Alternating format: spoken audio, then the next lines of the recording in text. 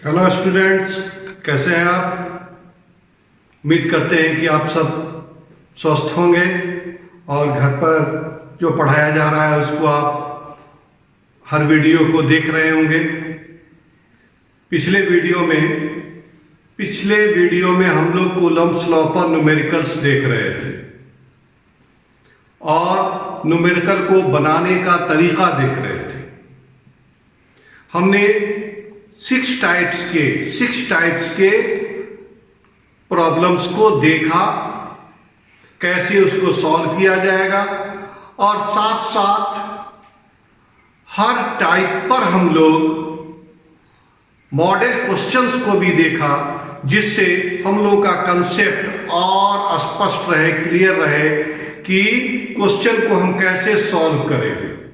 आज के लेक्चर में अगले टाइप की ओर बढ़ रहे हैं। इस टाइप का नाम दिए हुए हैं टाइप 7। क्या है कि 2 पॉइंट चार्ज स्फीयर है, सस्पेंडेड है 2 अनचार्ज स्ट्रिंग से।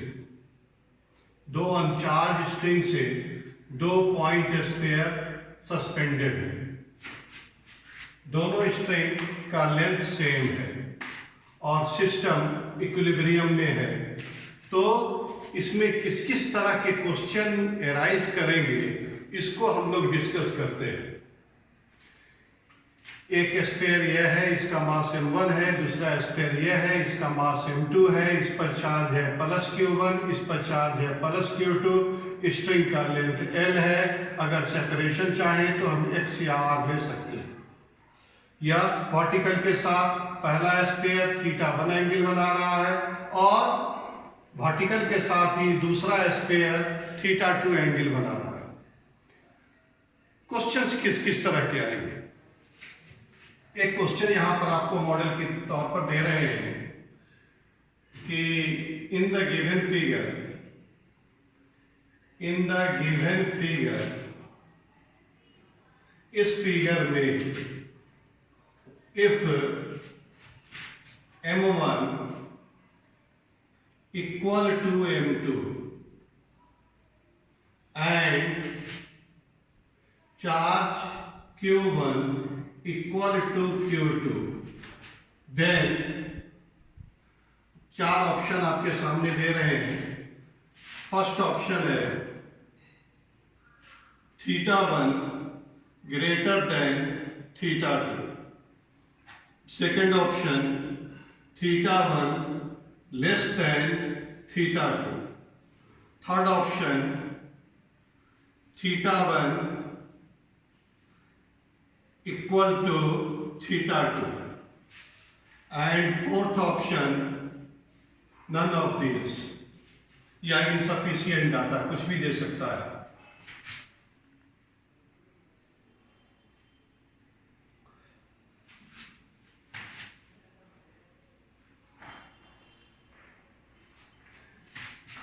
क्वेश्चंस को देखो क्या है और सिचुएशन को देखो क्या है।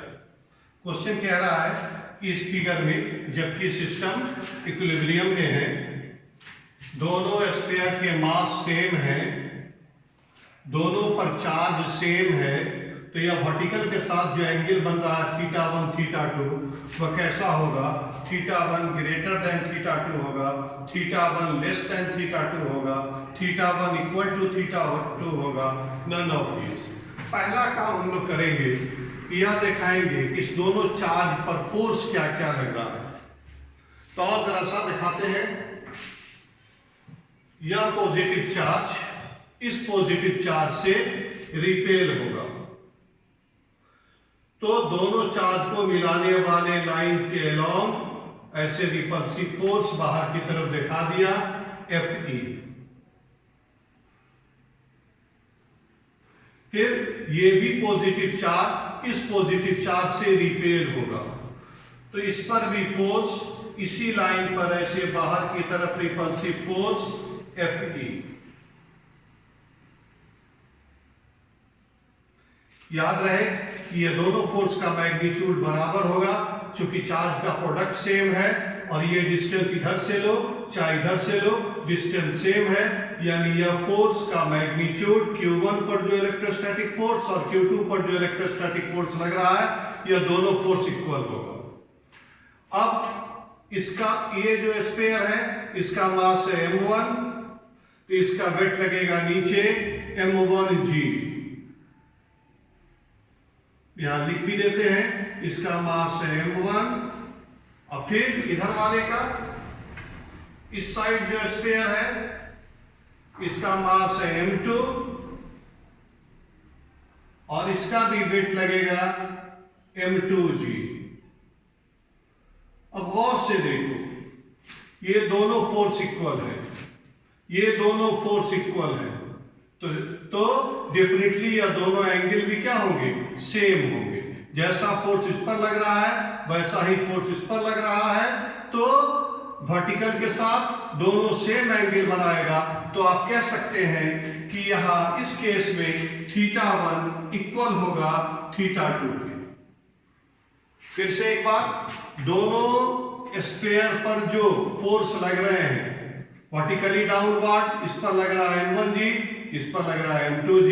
हॉरिजॉन्टल डायरेक्शन में इधर Fe, इधर Fe, ये दोनों फोर्स सेम है, ये दोनों वेट सेम है, क्योंकि क्वेश्चन में दिया है m1 इक्वल टू m2, और ये चार्ज बराबर हो या बड़ा हो या छोटा हो उससे कोई फर्क नहीं पड़ेगा, इसलिए कि हम लोग यहाँ प्रोडक्ट लेते हैं। तो ये दोनों चार्ज इक्वल दे या अनइक्वल दे, तब दोनों केस में Fe सेम रहेगा।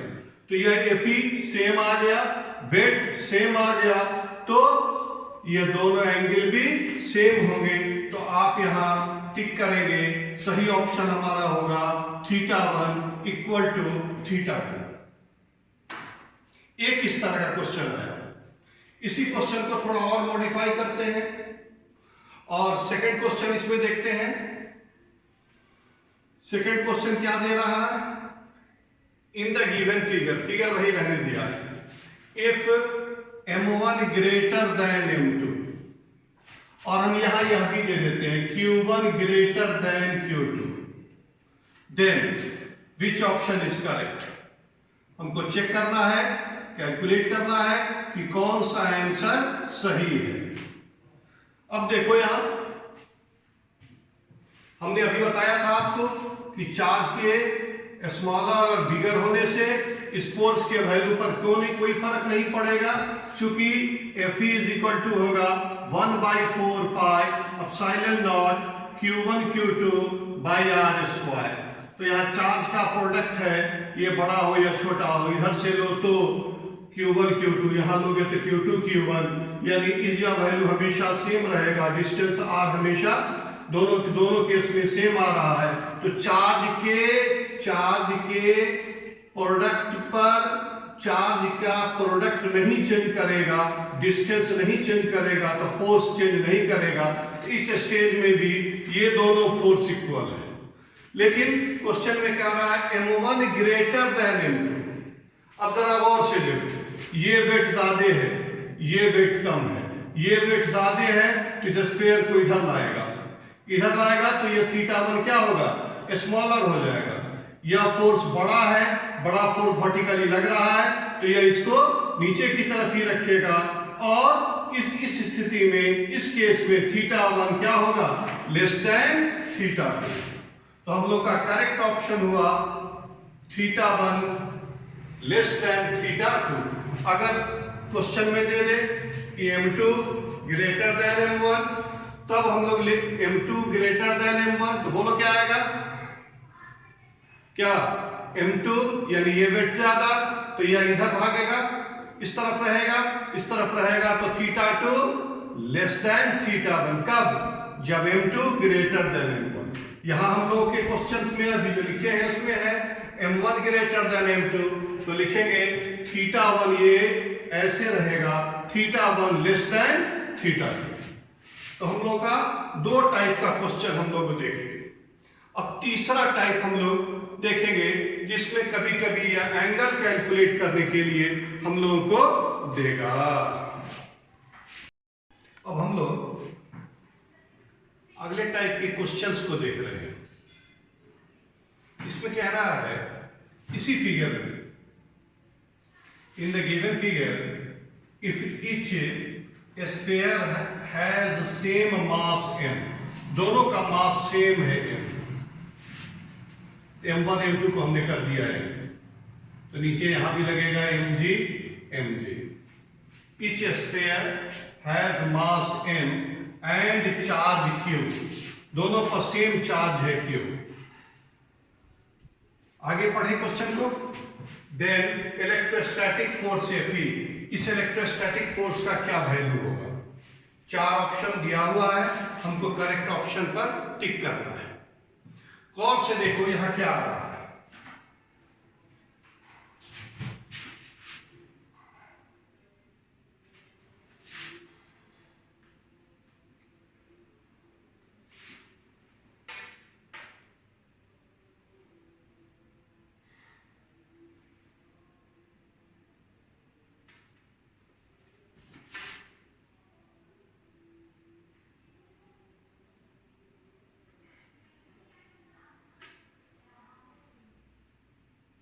इस स्फीयर पर चार्ज प्लस क्यू, इस पर भी चार्ज प्लस क्यू। अभी हम लोग फर्स्ट क्वेश्चंस में देखा था कि अगर मास सेम रहे, चार्ज सेम रहे तो ये एंगल भी सेम रहेगा। ये ऑप्शन में हमको यहाँ थीटा दिया हुआ है। और देखो ये एंगल थीटा, तो ज्योमेट्री से ये थीटा, ये एंगल थीटा, तो ज्योमेट्री से ये एंगल थीटा। अब इस स्ट्रिंग में टेंशन का फोर्स T, इस स्ट्रिंग में टेंशन का फोर्स T, इस T को रिजॉल्व करो। एंगल से एसोसिएटेड कंपोनेंट कॉस कंपोनेंट, ये T, तो ये कंपोनेंट हो गया T cos थीटा, और ये कंपोनेंट T sin थीटा। अगर इक्विलिब्रियम में है सिस्टम तो vertical force upward downward equal होगा, हॉरिजॉन्टली ये और ये फोर्स, दोनों फोर्स इक्वल होंगे। तो हम लिखेंगे in equilibrium, in equilibrium, equilibrium में net force along X axis that is horizontal direction 0 होगा। तब 0 होगा जब ये दोनों फोर्स इक्वल और अपोजिट हो। तो यहां हम लिख सकते हैं T sin थीटा, यह आगे की तरफ लग रहा है और Fe पीछे की तरफ लग रहा है, तो इक्वल टू Fe। अब वर्टिकली इक्वल करो, T cos theta, T cos theta equal to mg। अब इस दोनों इक्वेशन को सॉल्व करके हम लोग रिजल्ट को कैलकुलेट करेंगे। रिजल्ट आ चुका है, सिर्फ सॉल्व करना बाकी है। इक्वेशन 1 को इक्वेशन 2 से डिवाइड करो। From equation first divided by second, T sin theta by T cos theta divide करो, T cancel, sin theta by cos theta, tan theta, tan theta equal to Fe divided by mg, यानी Fe by mg, Fe by mg। अब हमें चाहिए क्या, Fe, तो Fe calculate कर लो, और Fe is equal to cross multiplication करो, Fe is equal to mg tan theta, mg tan theta. अब यहां पर ऑप्शन चेक कर लो, Fe कैलकुलेट करना था, ऑप्शन इसी फॉर्म में है, Fe is equal to mg tan theta. हम लोग का फर्स्ट ऑप्शन सही है, करेक्ट है। इस तरह से हम लोग इस सस्पेंडेड चार्ज पर क्वेश्चंस को सॉल्व करते हैं। कभी कभी कहेगा क्वेश्चन में कि चार्ज Q का वैल्यू कैलकुलेट करो। जरा गौर से देखो, Fe का वैल्यू यहां लिख सकते हो। ये क्वेश्चन यहां फिनिश हो चुका। अगर कहे हमको चार्ज Q का वैल्यू कैलकुलेट करने के लिए, अगर चार्ज Q का वैल्यू कैलकुलेट करने के लिए, तो इलेक्ट्रोस्टैटिक फोर्स का फॉर्मूला यहां से लिख दो। और लिख करके यहां पर वैल्यू पुट करो और उस वैल्यू में यह Q आएगा। सॉल्व करके Q का वैल्यू हम लोग कैलकुलेट कर सकते हैं। अभी जो हम लोग के पास क्वेश्चन था वो इस तरह से था कि इस सिचुएशन में अगर दोनों का मास सेम है, दोनों स्फीयर पर चार्ज सेम है, तो यह इस इलेक्ट्रोस्टैटिक फोर्स का वैल्यू mg और थीटा के टर्म में कैलकुलेट करना था। तो रिजल्ट आ रहा है Fe = mg tan थीटा। हमने कहा कि अगर आपको आगे समझा रहे हैं, अगर आपको Q कैलकुलेट करने के लिए कहे, अगर आपको Q कैलकुलेट करने के लिए कहे, अबव क्वेश्चन में Q कैलकुलेट करने के लिए कहे, तो देखो आसानी से तुम Q कैलकुलेट कर सकते हो। कैसे कैलकुलेट करोगे? ये डिस्टेंस R ले लिया या A ले लो, जो भी ले लो, कुछ दिया रहेगा क्वेश्चन में। ये डिस्टेंस R है। अब आप यहां से देखिए हमारे पास क्या है, वी है F = mg tan theta. Fe का वैल्यू यहां रख देंगे 1/4 pi epsilon not Q × Q यानी Q² by R², Q1 Q2 by R²। इधर जो है वही रहने दो, mg tan थीटा। अब यहां से हमारा रिजल्ट आ जाएगा 1/4 pi epsilon not Q² by R² = mg tan theta. अब जैसा क्वेश्चन दिया रहे, क्वेश्चन में जैसा डाटा दिया रहे, हम तरीका बता रहे हैं कैसे सॉल्व करेंगे, एक प्रोसेस बता रहे हैं कि इस तरह के क्वेश्चंस को कैसे लेकर आगे बढ़ेंगे और सॉल्व करेंगे। तो अब देखो यहां से Q² का वैल्यू निकल जाएगा, Q² का वैल्यू निकल गया तो Q का वैल्यू तुम कैलकुलेट कर सकते हो। एक tan थीटा नजर आ रहा है, tan थीटा = P/B, P/B। तो ये डिस्टेंस मालूम है, ये पूरा R है, तो ये डिस्टेंस हो जाएगा R/2। ये डिस्टेंस L दिया हुआ था, तो इस तरह से यह निकल जाएगा। और इस ट्रायंगल की सहायता से, इस ट्रायंगल के हेल्प से हमको tan थीटा का वैल्यू निकल जाएगा। tan थीटा का वैल्यू यहाँ पुट कर दो, पुट करके सॉल्व करेंगे तो हम लोग Q के वैल्यू को कैलकुलेट कर सकते हैं गिवन डाटा के हिसाब से। जैसा क्वेश्चंस में डाटा दिया रहेगा उस हिसाब से हम लोग इसको कैलकुलेट, इस प्रोसेस से कैलकुलेट कर सकते हैं। तो इस तरह के जो टाइप है जिसमें दो चार्ज स्फीयर दो अनचार्ज स्ट्रिंग से एक ही पॉइंट से सस्पेंडेड है और इक्विलिब्रियम में है, तो हम लोग को किस किस तरह के क्वेश्चन पूछ सकते हैं, उस क्वेश्चन पर अभी हम लोगों ने डिस्कस किया।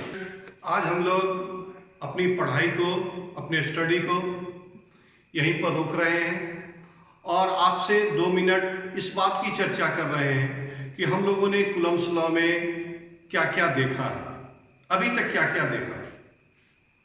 पहले थ्योरेटिकल पोर्शन चला है, उसके बाद इस वीडियो से पहले 2 वीडियो आपको दिया गया है जो आप लोग देखे हैं।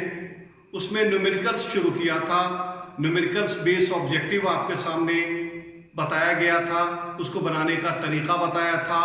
और इससे पहले वाले वीडियो में हम लोगों ने 6 टाइप्स के प्रॉब्लम्स को डिस्कस किया था। फर्स्ट टाइप जो हम लोगों का था वो फंडामेंटल पर था।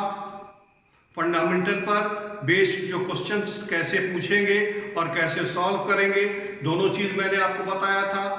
सेकंड टाइप्स हम लोग चेंज ऑफ डिस्टेंस पर देखा था कि अगर 2 चार्ज के बीच के डिस्टेंस को चेंज करते हैं तो फोर्स कितना से चेंज करेगा, या 2 चार्ज के बीच के डिस्टेंस को इतना % से इंक्रीज करते हैं तो फोर्स कितना % से चेंज करेगा। यानी थ्योरेटिकल पोर्शन भी, तरीका भी बता रहे थे, ट्रिक्स भी बता रहे थे और उसके बाद उस पर मॉडल क्वेश्चंस भी दिया था। थर्ड टाइप में हम एकदम फंडामेंटल पर एक कि force in medium, force in air और डाइलेक्ट्रिक कांस्टेंट का डाटा अगर दिए रहे तो हम किस तरह से प्रॉब्लम्स को सॉल्व करेंगे।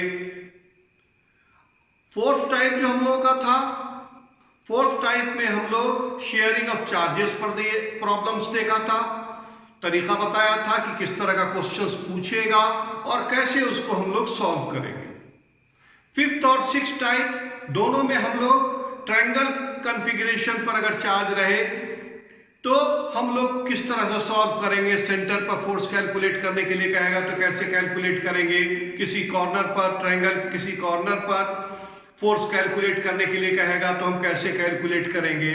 ये टाइप 5 और टाइप 6 दोनों में था। अब आज टाइप 7 में हम लोग क्या देखें कि अगर दो चार्ज स्फीयर, पॉइंट स्फीयर अगर सस्पेंडेड है तो उस पर किस किस तरह के प्रॉब्लम्स आ सकते हैं और उनको हम कैसे सॉल्व करेंगे, यह आज हम लोगों ने सीखा है। और हमको पूरी उम्मीद है कि अगर आप थ्योरेटिकल पोर्शन को जो समझाया गया उस वीडियो को गौर से देखिएगा तो इस पर बेस्ड कोई भी क्वेश्चन अब आप सॉल्व कर सकते हैं, कोई दिक्कत नहीं। तो अगला दो टाइप और बचा हुआ है, एक चार्ज इन इक्विलिब्रियम और एक मैक्सिमम फोर्स से कंसर्निंग अगर प्रॉब्लम्स पूछेंगे तो उसको हम कैसे सॉल्व करेंगे, जो हम लोग अगले वीडियो में देखेंगे।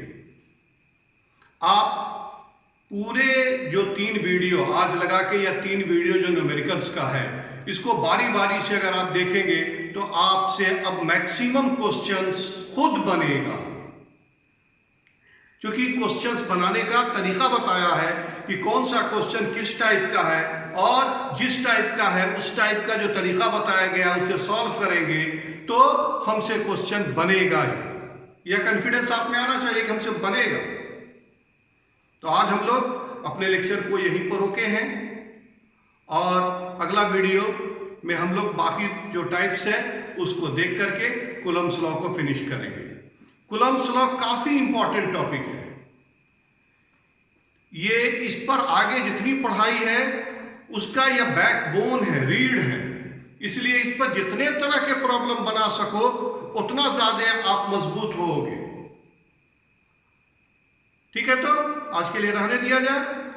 और जैसा कि मैं बार बार आप लोगों को कहता हूं, आज एक बार फिर याद कराऊं कि प्रवेश फिजिक्स क्लासेस चैनल को आप सब्सक्राइब करें, वीडियो को लाइक करें, मेरे हौसले को बढ़ाएं और मैं आपके लिए रोज हर एक दिन 2 दिन बीच करके आपको वीडियो देता रहूंगा। आज के लिए थैंक्स।